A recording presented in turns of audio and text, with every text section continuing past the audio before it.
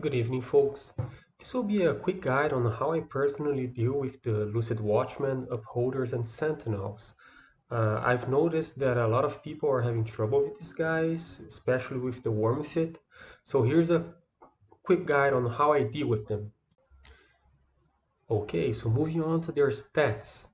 The major difference between them is that the Lucid Sentinel is the energy neutralizer one, the Lucid Upholder is the webbing one, and the Watchman is the one that deals most damage, since he doesn't have any special abilities of his own. Um, the major thing you guys need to notice here is their range and damage type. As you can see, their range are identical at 40,000 kilometers. After this range, they will start to miss you a lot. So you want to get as close as you can to this range, launch your drones, and back off. You want to stay over 40,000 kilometers for them and orbiting. You want to orbit them manually so that you can increase your transversal. This way, they will miss you a lot, and you won't even have to worry much about the efficiency of your shield booster, your passive regeneration, etc. The next thing you should notice here is that they only deal mainly EM and thermal damage. This is their major type of damage. So if you want to prepare your ship to better deal with them, which honestly you won't need to, you're gonna have to add more EM and thermal damage. So this is the stats of the worm sheet I was using when I ran into the Lucid Watchman room. As you can see, this new fit I was testing doesn't have really good defenses against the damage types the Lucid Watchman deals. Only 16% EM resistance and 33% thermal resistance. But like I will show you, you won't need to tank them so much.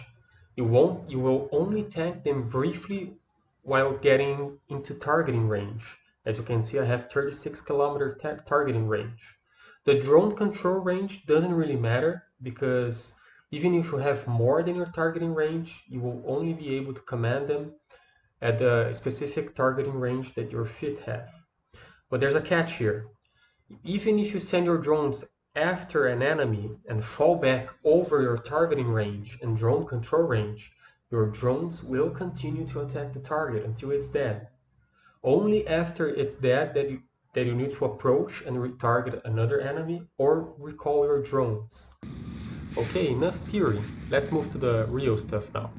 As soon as I enter a Lucid Watchman room, I try to approach them as fast as I can, but as soon as I reach 40 kilometers, I press Ctrl Space, because the inertia of my ship deceleration will be enough to get me at around 35 kilometers, at most 30 kilometers, where I can send my drones after one of them.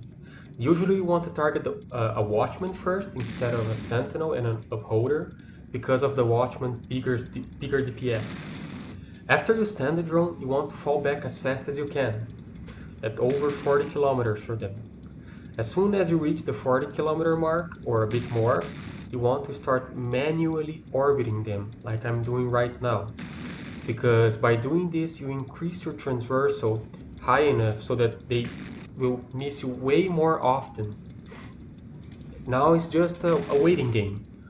I'm dodging as most as I can, my passive regeneration is recovering my shields, and my drone is damaging them. If there are any other type of enemies that get closer, you can use your missiles to damage them, but as you will see, the drones alone are enough to kill. I just killed a Watchman now.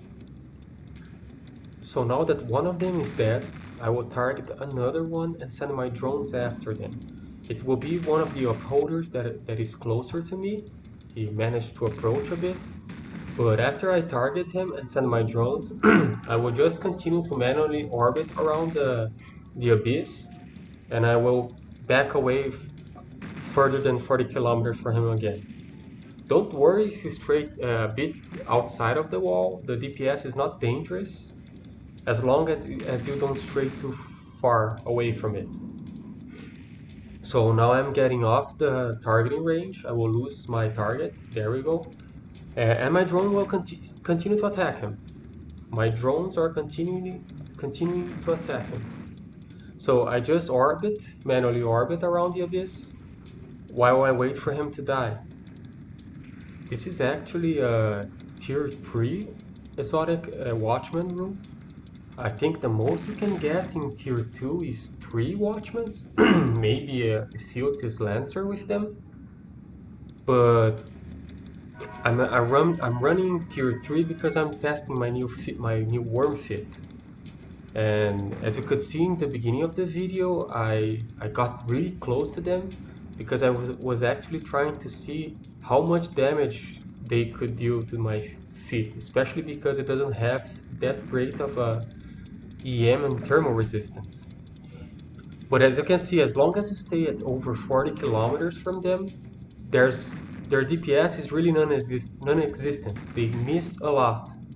And the bonus of my tier 2 fit is that you can always overheat your shield boosters, whilst on this one I don't have this option.